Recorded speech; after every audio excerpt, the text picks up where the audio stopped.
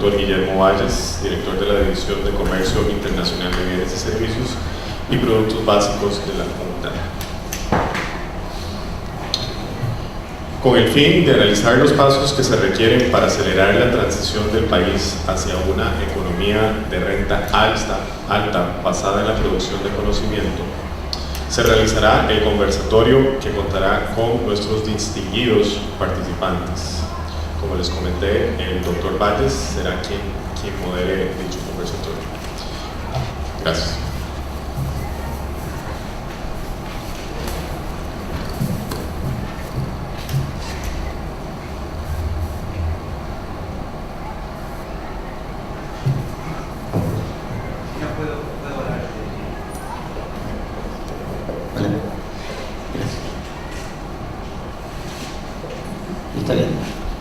Bueno, buenos días a todos, señores ministros, queridos amigos, amigas y amigos. El gran gusto de estar con ustedes y realmente es un honor y una sorpresa que me haya invitado nuestro amigo, el ministro Mora, a moderar un debate. Sí, siempre es difícil moderar, algo más es cuando tenemos que moderar a nuestro querido jefe o a los queridos amigos. Es siempre un desafío, pero lo hacemos con todo el gusto de estar con ustedes en este importante debate. Entiendo que para comenzar el conversatorio, lo más conveniente sería tener unos 5 minutos de ellas, y realmente profesora, recién nos conocimos, pero el gusto de poder llamarla por su primer nombre. El gusto de reencontrar a Ricardo y ciertamente a nuestro viejo y querido amigo, no viejo, antiguo y querido amigo Víctor. Yo les invitaría a hacer una reflexión de unos 5 minutos sobre justamente la problemática de la trampa de los países de renta media y cómo ven ustedes desde una perspectiva de Costa Rica, que también nos interesaría mucho al secretario general Quituri y a mí mismo escuchar cuáles son las reflexiones a nivel doméstico de Costa Rica sobre cómo ven ustedes la trampa y cómo ven ustedes también la eventual salida de la misma. En primer lugar, le ofrecería entonces la palabra por unos 5 o 7 minutos, profesora, si ustedes le gustan.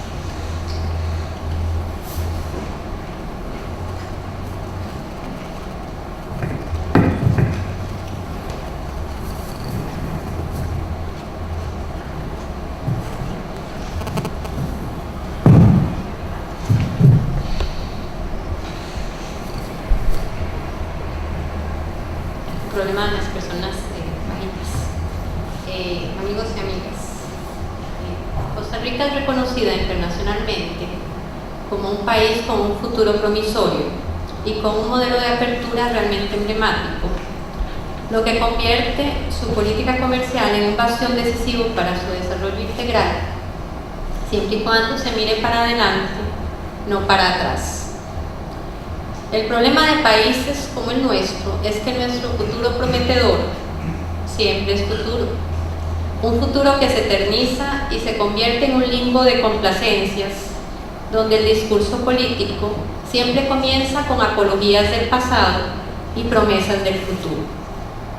Para mí, esa es la trampa, que podemos llamarle, si se quiere, trampa de los países del ingreso medio, porque es un estado de desarrollo donde los sectores políticos dirigentes de un país se saben de memoria las listas de tareas y recetas obligatorias para el despegue económico, pero no logran alcanzar la concertación de fuerzas sociales que se traduzcan en voluntad política concreta y activa para que las acciones de despegue socioeconómico tengan lugar con un mínimo sentido de urgencia.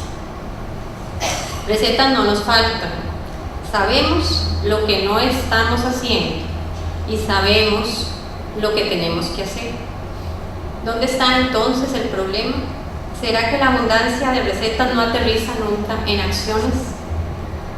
Puedo decirles que yo participo en 2 consejos presidenciales, el de innovación y el de competitividad, y que entre ambos consejos tenemos claras y redactadas las listas de tareas pendientes. ¿Cómo pasar de ahí ¿Por qué nos quedamos siempre en el diagnóstico, como bien lo acaba de mencionar nuestro ministro Mora? Lo voy a decir en una sola frase. Nunca salimos del diagnóstico porque la medicina siempre es amarga y siempre exige que tomemos como país esas amargas píldoras, es decir, que construyamos un gran acuerdo nacional transparente de repartición de sacrificios y responsabilidades. Esa es la gran constante de los países que han logrado superar la trampa del ingreso medio, no sus acciones particulares, porque ellas responden en cada caso a las problemáticas nacionales y a las estrategias nacionales, sino haber llegado a alcanzar una decisión colectiva. Ese es nuestro problema, la creación de un entorno político de concertación y de diálogo que permita superar la desconfianza y lograr alcanzar los grandes acuerdos nacionales. Lo logró Corea con la declaración conjunta tripartita sobre la forma justa de compartir la carga en el proceso de superación de la crisis. Lo logró Irlanda con sus Social Partnership Programs, convertidos en métodos funcionales asimilados como parte de la cultura política de gobierno, empleadores y sindicatos. Lo logran los países escandinavos e incluso nos es inspiradora la gran coalición alemana, donde grandes filosofías políticas opuestas son capaces no solo de llegar a acuerdos, sino de gobernar juntos. Dicho en tico, ¿qué es primero, la carreta o los bueyes? Si queremos conocer la distancia que separa a Costa Rica del desarrollo, podríamos precisar el estado de situación de las múltiples tareas pendientes que no hemos hecho y que tenemos claras. Pero más importante que eso, creo yo, debemos reconocer y precisar la distancia que nos separa de tener un entorno social y político propicio para la construcción de grandes acuerdos nacionales. Entonces podemos decir que en Costa Rica existe por un lado una lista de tareas pendientes y por otro un ambiente político de confrontación que sabotea en esencia el camino de realización de esas mismas tareas pendientes. Podemos centrarnos en superar, como si fueran cosas aisladas, problemas de competitividad y productividad, falta de impacto interno de la inversión extranjera y de las exportaciones, por ausencia de énfasis en el valor nacional agregado, debilidad estructural de nuestras redes de protección social con pensiones amenazadas y muriendo pacientes cardíacos en listas de espera por problemas de gestión, fallas en el mercado laboral y en la formación del recurso humano, sin flexibilidad laboral ni educación dual, y finalmente instituciones ineficientes en el combate a la pobreza y ahogadas en tramitología. Todo eso hace un paquete de tareas del que podemos hablar ad perpetuum. Pero eso no es lo esencial. Lo esencial es que padecemos de una sistemática incapacidad de construir acuerdos transversales que construyan consensos sociales y políticos para relanzar un rápido crecimiento de la economía. Para salir de la trampa del ingreso medio, las fuerzas políticas mayoritarias deben dejar de preferir pactos pasajeros con fuerzas minoritarias y marginales que se establecen coyunturalmente para obtener ventajas sobre sus oponentes y más bien pasar al otro lado de la acera, venciendo la desconfianza y la sistemática descalificación del contrario para alcanzar grandes acuerdos nacionales. ¿Cómo llegar ahí? Eso escapa de este foro, pero COMEX nos está enseñando el camino. Por eso pienso que en esta administración, más que en ninguna otra, COMEX es un ministerio emblemático, porque más allá de atraer más inversión extranjera o de negociar más TLCs, nos plantea una fórmula de evolución que se pregunta cómo cada dólar obtenido de inversión extranjera o exportado se traduce en oportunidades de generación de valor nacional agregado. Ese es el camino y su metodología aplica también para la gran política. ¿Cómo se traduce cada acuerdo político en caminos hacia un gran acuerdo nacional por el empleo, la innovación, la calidad educativa, la flexibilidad laboral, la reforma fiscal? En fin, ¿cómo se traducen los pactos políticos en pasos que nos acerquen a decisiones trascendentales? El presidente Solís, en su rendición de cuentas del 1 de mayo, dijo que Costa Rica está en proceso de salir de la adolescencia democrática. Yo creo que tiene razón, pero necesitamos dejar de estar en proceso y madurar. La madurez democrática es precisamente la capacidad de salir de la trampa de pactos con minorías que dividen y concertar las alianzas de mayoría que permitirían la aprobación de los grandes temas para dar así los golpes decisivos que nos saquen de la trampa del ingreso medio. Muchas gracias.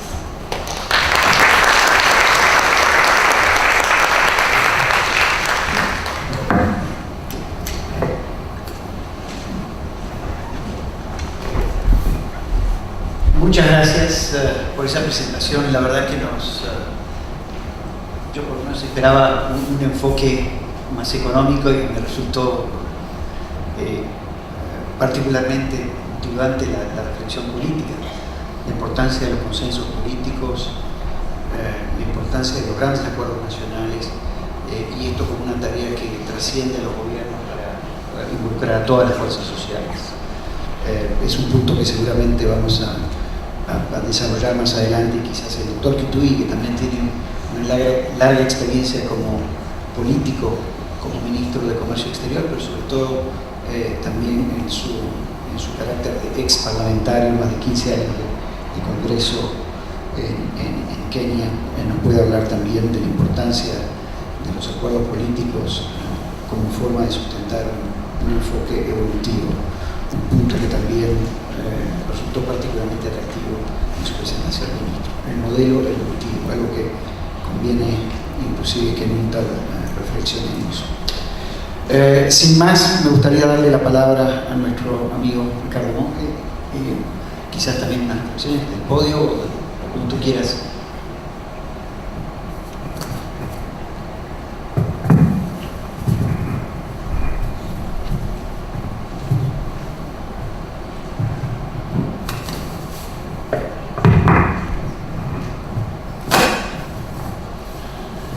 Muy buenos días. Primero que nada, voy a controlarme yo mismo el tiempo, porque si no me sacan tarjeta roja. Y eso es porque acostumbro a hablar más de la cuenta. En primer lugar, quisiera agradecerle a mi gran amigo, el ministro Alexander Mora, por haberme invitado a compartir con ustedes algunas ideas, y en especial al doctor Quituy por venir a mi país y hablarnos de un tema que nos preocupa enormemente por mucho tiempo, pero por venir a nuestro país a decir algo importante, y es que sí podemos lograr salir de esa trampa. Yo sí quiero robar unos minutos de su tiempo para recordar dos ideas sobre esta famosa trampa del ingreso medio, y es qué es, en términos generales, lo que muchos economistas consideran es esa trampa, pero más importante es qué significa para Costa Rica estar en esa trampa. Lo que muchos economistas consideran es esta trampa de estar en la trampa del ingreso medio, es que somos incapaces de crecer a una tasa al menos de un 5% anualmente y en forma sostenida por más de una década. Si nosotros no logramos eso, olvídense, pobreza, desigualdad y todo lo demás va a seguir mal. Para parafrasear uno de nuestros maestros de economía, el doctor Eduardo Izano, seguiremos con el nadadito de perro que nos ha caracterizado por muchísimos años. Ahora bien, ¿cuál es el problema de estar en esa trampa?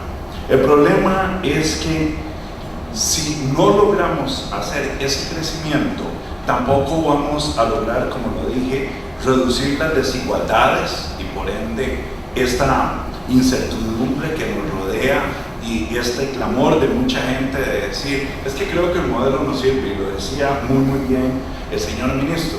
No es que el modelo no sirve, es que vivimos en un país con una dualidad económica. Tenemos un sector sumamente desarrollado, moderno, que exporta, compite internacionalmente y nos incorpora en las cadenas globales de valor, pero tenemos otro sector inmenso, sobre todo donde están las pymes, que no está participando de esa economía, y que no hay esa integración. La otra cosa que es de vital importancia entender es que para salir de esa trampa no lo vamos a lograr si los enfoques no son holísticos, como bien también lo decía el ministro Mora. Y ese enfoque holístico no solo debe atacar las desigualdades que nos caracterizan, sino que tiene que perfeccionar el funcionamiento de las instituciones democráticas para que podamos avanzar en forma sostenida. Ahora, ¿qué implicaciones tiene para nosotros que están en esa trampa? Bueno, las implicaciones es que lamentablemente nosotros somos un país hoy día con ingresos o costo de mano de obra alta. O sea, somos caros. Y al ser caros no podemos seguir compitiendo en productos de mano de obra barata. Algo que decía, o lo recordaba muy bien el doctor Quituyes, quieren salir de esa trampa, industrialicen la agricultura. En el segundo foro nacional de innovación, la presidenta de la Cámara de Exportaciones nos aclaraba como excelente exportadora de productos primarios que en Costa Rica realmente no hay gran apoyo para que esos productores, en el caso de ella de chayotes, tubérculos y demás, le agreguen valor a la producción y puedan a través de la innovación aumentar el valor agregado y movernos, ¿verdad?, en esa cadena global de valor. Bueno, ahí tenemos un área en la que deberíamos centrar muchos de nuestros esfuerzos. La otra cosa es que somos una economía que nos movemos por la eficiencia, no necesariamente por la innovación.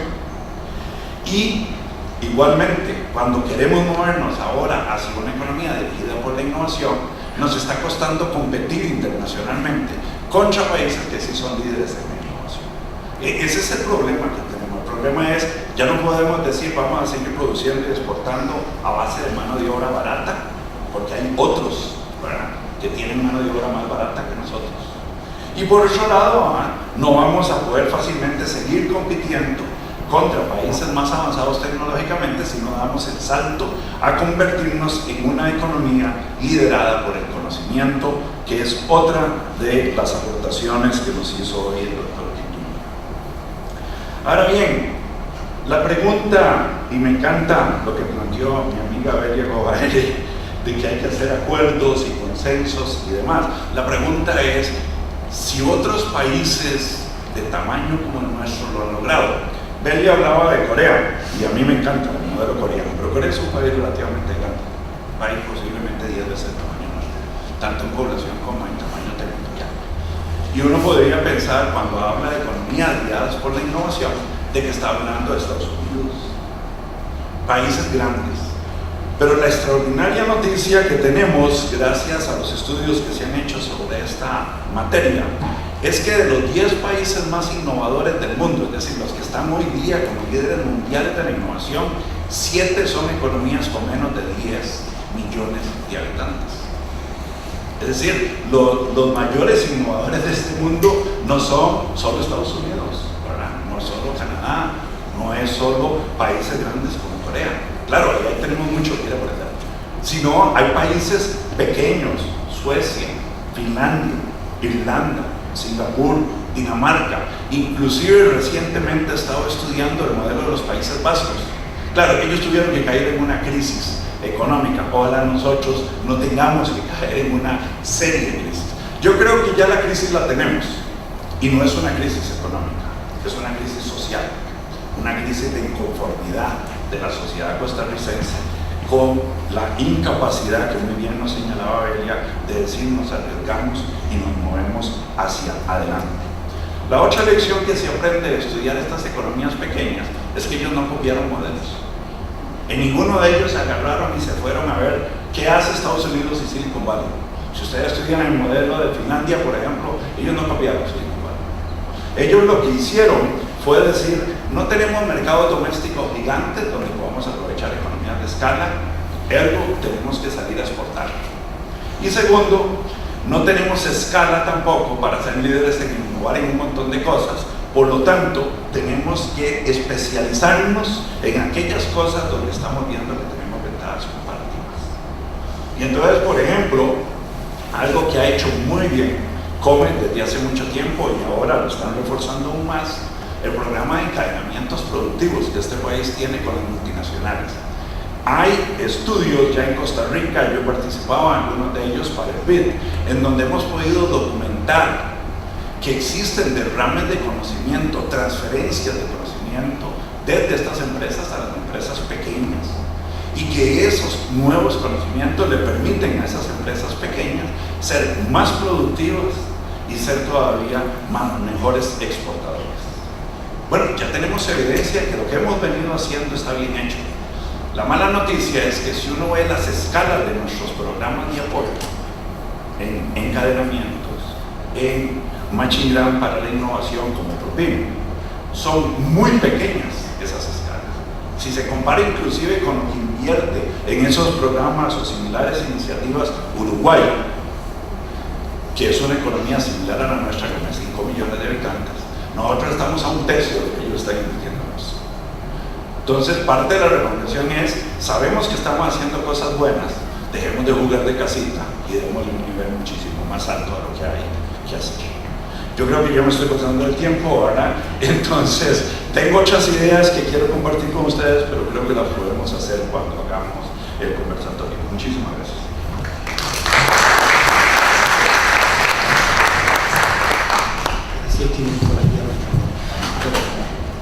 Víctor, hemos escuchado una visión de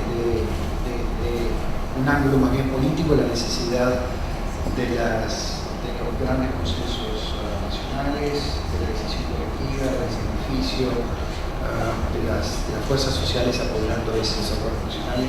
Hemos visto también una reflexión, hemos escuchado una reflexión sobre la necesidad de enfocar o reenfocar nuevamente sobre las ventajas comparativas existentes en el país. Yo anticipo ya alguna reflexión sobre el punto. Las ventajas comparativas también son dinámicas y creo que tienen que ser permanentemente revisitadas, quizás es un punto que después podemos ver.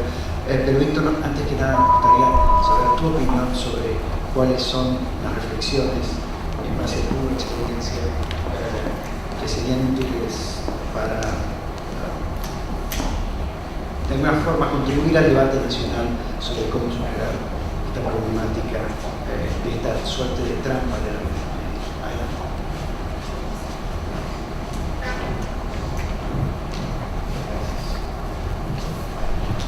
Muchas gracias, Guillermo. Muchas gracias al ministro Mora por la invitación, a mis amigos de COMEX. Siempre es un placer volver a casa. Al doctor Quitulli por su muy honesta y pertinente presentación sobre los problemas y bueno, comprenderán ustedes que después de oír a Bella y a Ricardo me queda poco por decir y coincido muchísimo en los puntos que han mencionado, pero aprovechando la pregunta que me hace don Guillermo, quisiera ser puntual en algunas cosas. Primero que todo, yo creo que una de las reflexiones principales que podemos hacer aquí, un poco pesimista, vamos a empezar con el lado oscuro, digamos, es que las ventajas de Costa Rica, de aquellas que siempre hemos predicado con mucho orgullo, apenas nos permiten ser referentes en la región, ¿verdad?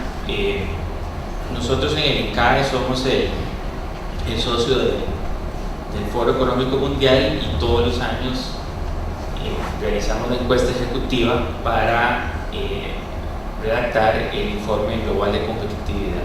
Y lo que vemos todos los años es cómo en algunas de esas áreas básicas como educación, salud e infraestructura, los países de la región nos están alcanzando. Es una buena noticia para ellos, pero tienen que forzosamente hacernos reflexionar en eso. Y sobre todo, esas ventajas no nos alcanzan definitivamente para competir en el mundo, ¿verdad? Se nos hace cada vez más difícil, ¿verdad? Y ahí un ejemplo importante, que lo dijo el doctor Kituyi, es hoy por hoy la competencia de Costa Rica es el sudeste asiático. Si queremos efectivamente competir con el sudeste asiático por el mercado de los Estados Unidos, tenemos necesariamente que mejorar nuestra infraestructura. Hoy por hoy, por ejemplo, uno de las rutas más importantes de comercio es o el Canal de Panamá o los Estados Unidos está preparando para, como transporte multimodal, poder pasar contenedores de California a Nueva York en menos de lo que tardaría un barco pasando por Centroamérica. Eso ya nos pone a reflexionar. Pero bueno, otro de los temas que quisiera referirme es el de la reforma comercial. Pese a los éxitos de la reforma comercial costarricense, hay que decir que esta aún es incompleta. Y podríamos tal vez poner un adjetivo que podría sonar injusto, pero ha sido una reforma muy mercantilista, muy enfocada a las exportaciones, y lo hemos hecho muy bien, pero la realidad es que nuestro mercado interno es poco competitivo. Hay muchísima concentración de empresas. Este país es un país muy caro para el ingreso per cápita que tiene, ¿verdad? Y el ejemplo clásico aquí es el arroz, ¿verdad? Tenemos más de 30 años de querer hacer una reforma en el mercado arrocero y no lo hemos podido. Y con muy pocas decisiones políticas, pero de mucha trascendencia, podríamos liberar casi hasta un 5% del ingreso de las familias más pobres con una reforma comercial en arroz. Ya Ricardo habló de los problemas de dualidad, y yo no solo lo veo el problema de dualidad entre aquellas empresas que ya se insertaron contra las que no se han podido insertar, sobre todo algunas pymes, pero sobre todo la dualidad campo-ciudad, ¿verdad? Nos hemos olvidado del campo.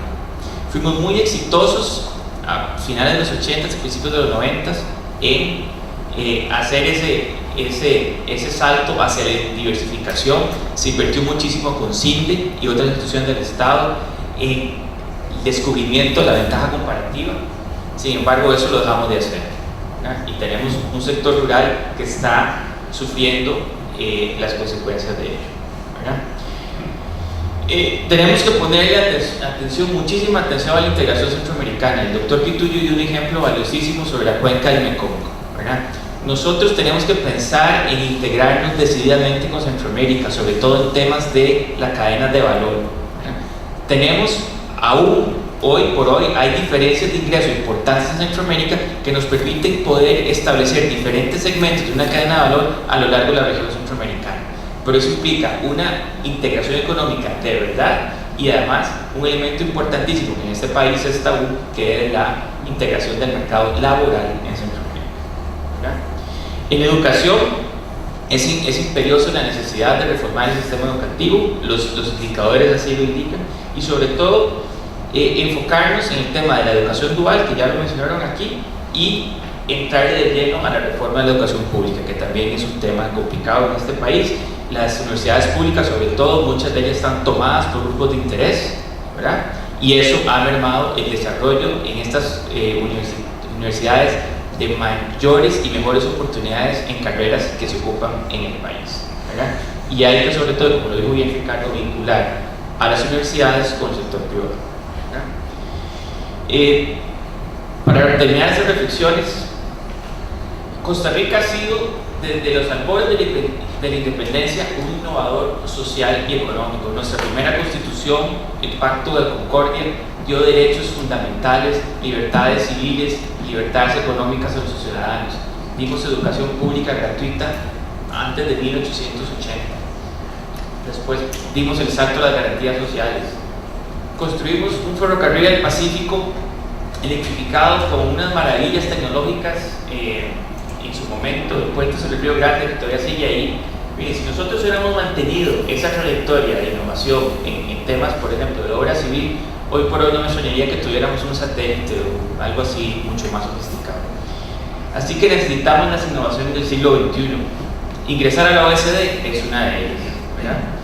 Y a mí me encanta, yo soy un fanático del deporte y leo mucho sobre deporte, y recientemente leía qué es lo que hace a Lionel Messi ser lo que es, el mejor jugador del mundo y probablemente de la historia. y decían unos comentaristas especialistas en genética y en fisiología del deporte que una de las razones principales del éxito de Messi es su capacidad de anticipar el futuro. Él sabe exactamente qué es lo que va a pasar en la siguiente jugada, entonces por eso le lleva ventaja a sus rivales. Y eso es lo que los países como nosotros debemos hacer, tener esa capacidad de anticipar el futuro. Yo creo que este evento nos hace muy bien para reflexionar en ese sentido. Muchas gracias.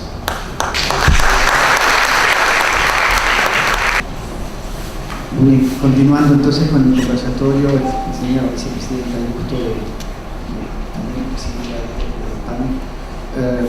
Estábamos conversando, señora vicepresidenta, de los desafíos de Costa Rica que algunos perciben como ya entrado en la definida trampa de países de renta media. Yo tengo algunas dudas sobre si ese es el caso, no voy a votar sobre las mismas, pero sí me gustaría escuchar algunas reflexiones adicionales a las que hemos venido haciendo.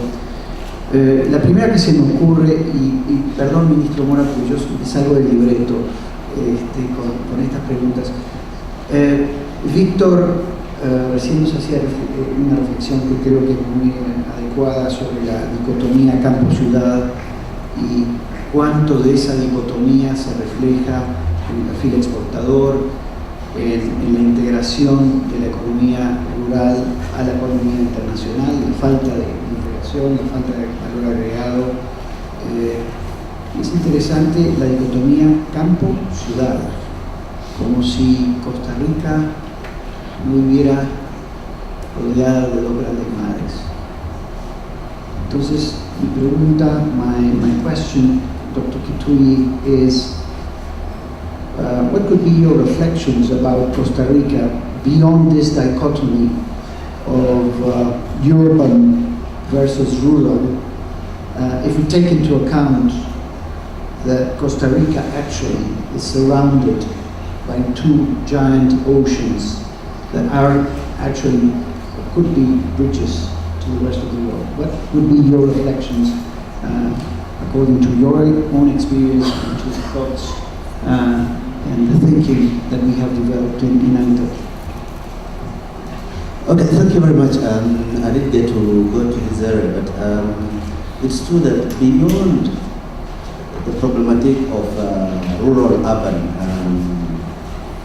issues on national development, there's a reality that this is a major maritime nation, that you have very substantial maritime resources, and that the potential of the blue economy, the green economy, the potential of turning your shoreline as a major national resource has to be given sufficient play in discussing what kind of features do we consider. And this is a very interesting presentation here, anticipating what others are going to do. The revolution of the container, which was actually a critical gateway to global value chains, that cutting down the time and the cost of maritime movement of goods and services, places you at a unique point of integrating around the Pacific. That the physical challenges that used to have the sea as an impediment have been converted by technology into the sea as an enabler.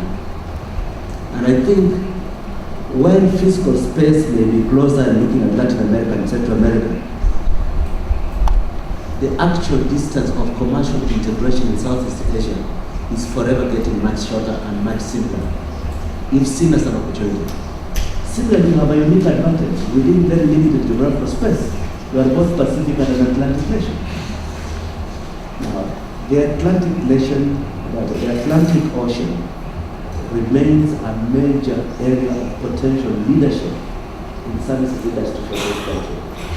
I think beyond what you are looking at maximizing your abilities to link into global value chains, you can be at the top of the ladder of regional value chains, but by maximizing the potential and opportunities of being so embraced by two maritime resources that have not sufficiently been put in the discussions, both in terms of alternative sources of energy, in terms of maximizing maritime natural resource development, in terms of using the sea as reducing the actual distance of greater commercial integration with the island economies of the Caribbean to the east, and with the fastest growing source and destination of FDI in the world, which is the other side of the Pacific Rim. Thank you. Thank you for your thoughts, Dr. Kitui. May I turn to Ricardo? It's a question, and if you want to follow up on the ideas that you have. But I would like, I understand, perdón, en español. That's my boss. Ricardo, perdón. Sí, para que continuara con tus reflexiones, pero de la economía rural versus urbano. Un punto que también como economista es distinguidísimo, que reconocemos en ti, y que entiendo que hay autoridades en la sala que podrían estar interesadas en tu visión. ¿Cómo juega las mejoras en las políticas de competencia para mejorar la competitividad?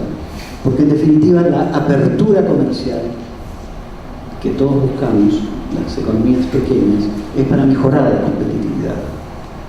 A veces la política comercial no alcanza. ¿Cuáles son tus reflexiones al respecto? Voy a tratar de pegar ambas cosas. Primero, aclarar un punto. Cuando planteé el tema de que estos países pequeños se apoyaban en sus ventajas, cometí el grave error de no explicar que no estaba hablando de ventajas comparativas tipo comercio internacional. Estaba hablando de las ventajas que realmente les hacían a ellos ser quienes eran.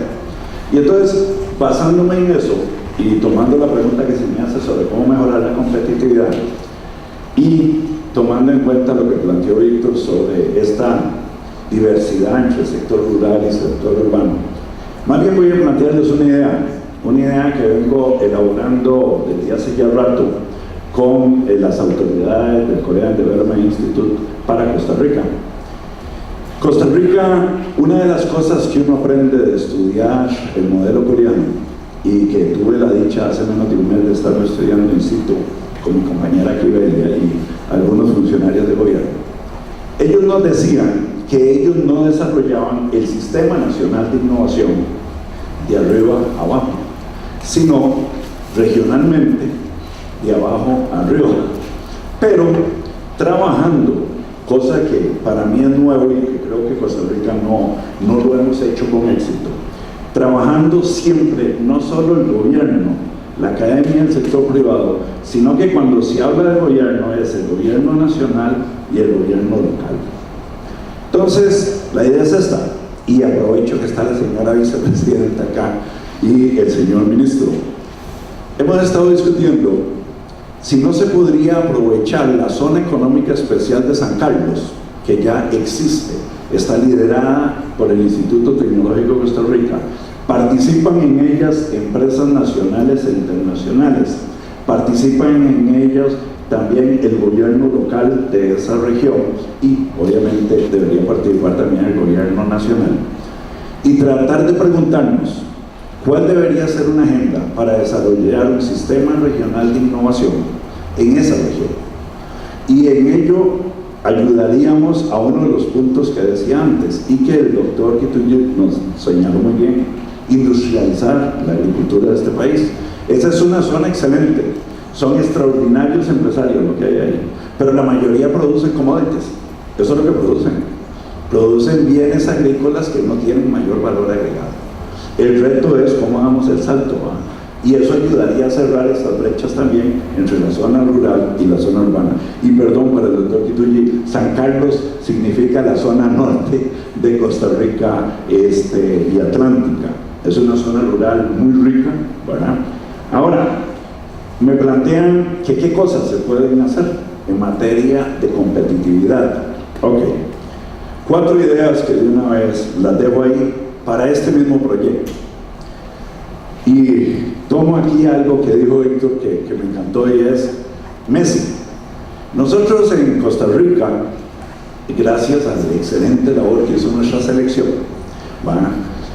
ahora los chiquillos están locos con querer ser Keylor Navas. Yo solo tengo un nieto, mi nieto quiere ser Keylor Navas, porque a él le gusta ser portero y adora el trabajo que hace. Y leyéndome un libro de Alberto Oppenheimer, él dice que en América Latina deberíamos crear la cultura de la innovación, y que así como premiamos y hacemos héroes, ¿verdad?, a los futbolistas, deberíamos hacer héroes a los innovadores. Agarrar todos los muchachos, todos los emprendedores que comienzan a innovar y hacerlos héroes nacionales, pero para eso hay que plantearse cómo. Entonces, esa es la primera. Tenemos que crear una cultura de la innovación. ¿Por qué? Porque si nosotros hacemos héroes a los innovadores, más y más chiquillos no solo van a querer jugar como Keylor Navas, sino van a querer estudiar ciencia, tecnología, y necesitamos mucha de esa gente. Las empresas que hoy día operan en Costa Rica claman porque hay una gran brecha entre la oferta y la demanda de recurso humano altamente calificado. Y tanto hay problemas del lado de la demanda como problemas del lado de la oferta.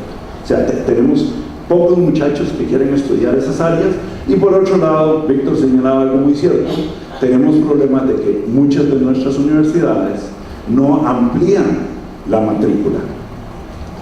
Solo que, y con esto concluyo, la otra idea es la siguiente. Yo hice una pregunta en Corea, y era que teniendo ellos universidades públicas y privadas, y cometí un error al hacerla, les dije cómo obligan, y eso como profesor universitario, cómo obligan a las universidades a cambiar la currícula y aumentar la cobertura en las áreas que realmente demanda el sector productivo. Y me dijeron, nunca las obligamos, las inducimos. ¿Cómo lo hicieron? Con un programa que se llama Lean, y lo que hacen es, diseñan un programa que dice, necesitamos crear en tantos años tantos miles de científicos e ingenieros. Esto vale tantos millones de dólares, pero no se lo vamos a dar a cualquiera. Lo vamos a sacar a concurso entre todas las universidades públicas y privadas de Corea. Y la que nos presente el mejor programa, ¿verdad?, desde el punto de vista técnico y económico, ese se lo gana. Y está funcionando. O sea, que hay cosas que podemos hacer sin necesidad de hacer una gran revolución en las universidades, y eso que yo trabajo en una de ellas. Bueno, gracias. Gracias. Ideas bien concretas, sugerencias y reflexiones sobre la experiencia coreana.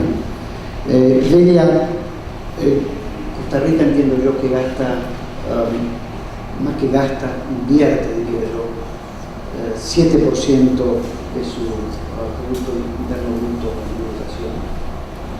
Esta es una cifra que en muchos países de América Latina es un sueño.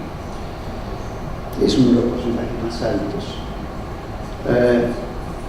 La pregunta es, ¿basta con tener esas cifras, o lo que importa es el tipo de gasto que se hace, el tipo de inversión en educación? De hecho, es un 7.2% del PIB lo que nosotros invertimos en educación.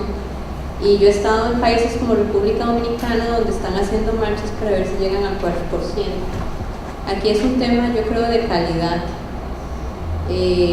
Es un país que, y lo dijo Víctor cuando hizo una serie de enumeraciones de cuáles han sido nuestros éxitos pasados, la inversión en educación tiene 60 años o más, y data de la abolición del ejército y cómo se restringieron esos recursos al segmento educativo. Entonces ha sido, digamos que es parte de la idiosincrasia de Costa Rica creer profundamente en el tema educativo. Entonces está muy bien, el nivel que se invierte es muy fuerte, y muchas veces nos preguntamos por qué la calidad, sobre todo de la calidad de la educación pública, no es el que quisiéramos.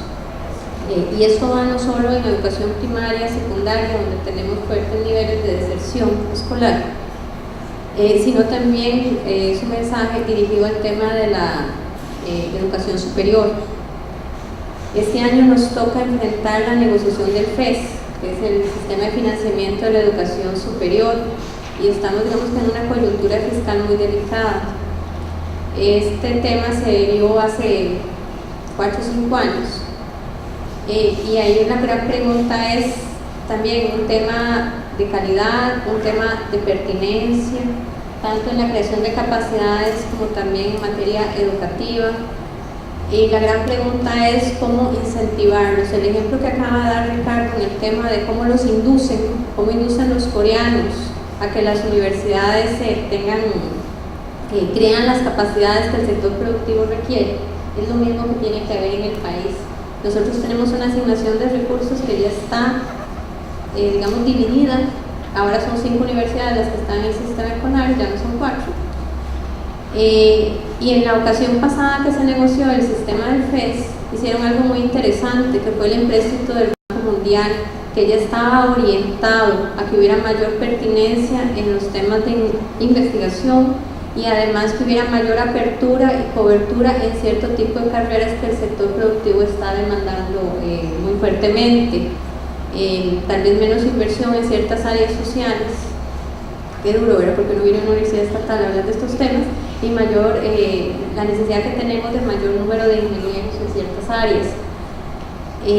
Yo creo que para esta negociación valdría la pena retomar este tema de ver cómo los inducimos y cómo los orientamos. Por otro lado está el tema de la educación técnica. Tenemos dos, en realidad, anteproyectos de ley en la Asamblea Legislativa sobre el tema de formación dual. Cuando se analizan los dos anteproyectos, la gran pregunta es cómo hacemos para inducir al sector privado a que participe en ellos. ¿Qué tipo de orientación tienen? ¿Están más ligados o están más orientados hacia la academia?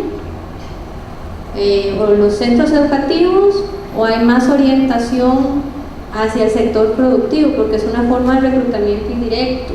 Entonces son temas, hay una lista, yo vi la lista entera de los temas que podíamos tocar el día de hoy, que no fue el que yo, en mi escogencia, eso se vio, pero sabía que iba a estar Ricardo y que iba a estar Víctor, entonces estaba rodeada entre economistas y sabía que tenía que hacer un discurso diferente, pero hay una lista de temas y nosotros sabemos exactamente qué se tiene que hacer y tenemos que asegurarnos que lo que salga de esa Asamblea Legislativa sea un proyecto que funcione, el sector privado diga: yo sé que es reclutamiento indirecto y lo voy a utilizar. Entonces hay que ver qué tipo de orientación tiene, qué tipo de financiamiento va a tener, y temas que a veces dejamos por fuera, por ejemplo, es no solo que vaya dirigido a que haya mayor posibilidad de empleo joven, sino que pasa con la reinserción laboral, con esa actualización que tiene que haber en diferentes sectores.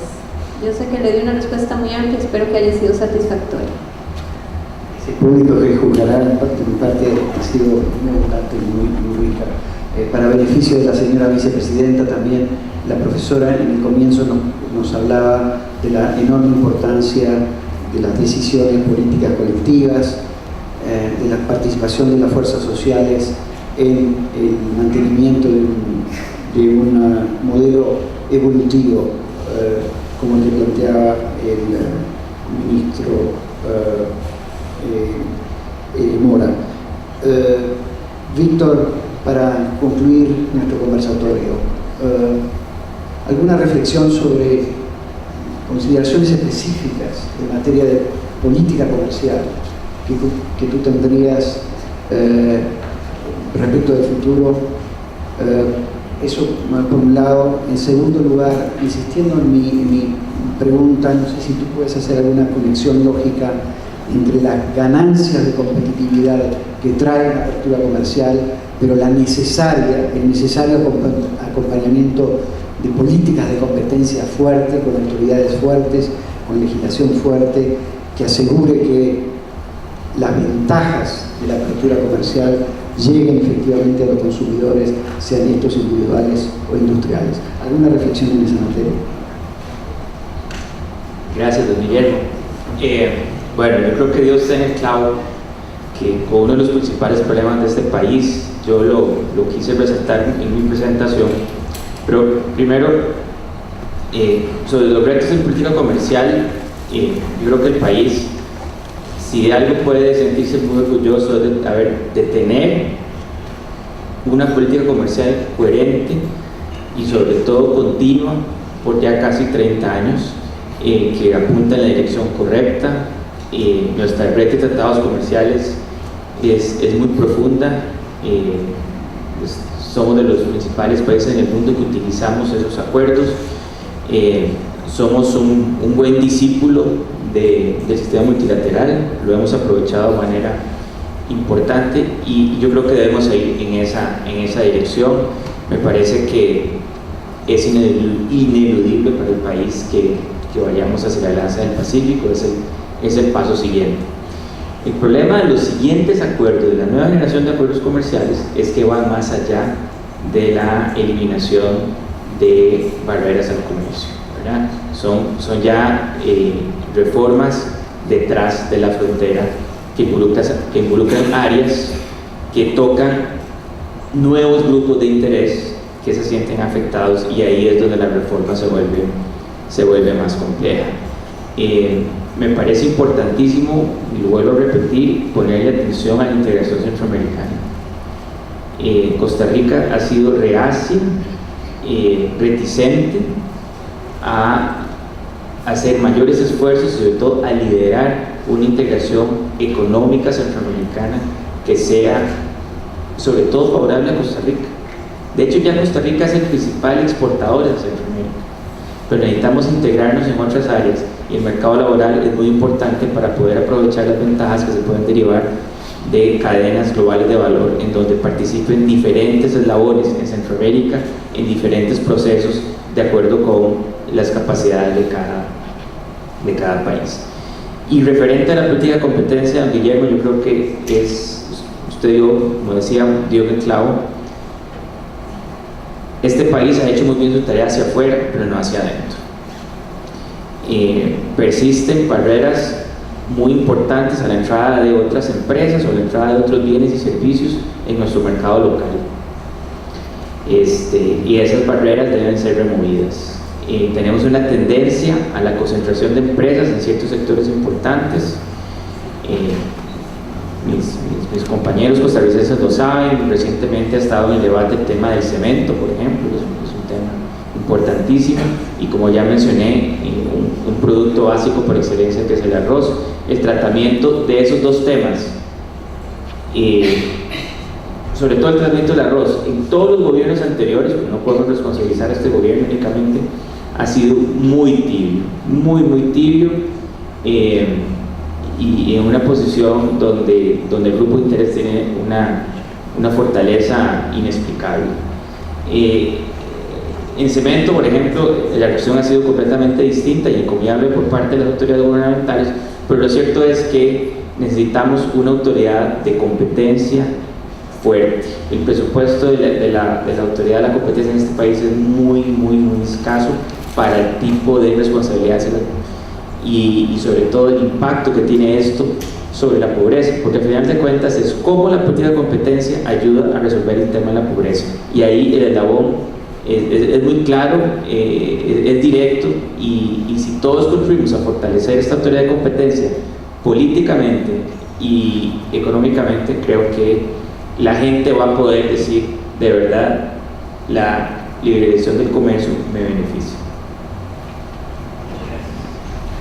Gracias, Víctor, por estas reflexiones. Yo no podría concluir, señor ministro, si me permite, ofreciendo el micrófono a quizás una o dos preguntas, si en el público quisieran realizarlas, o un comentario, alguna reflexión también.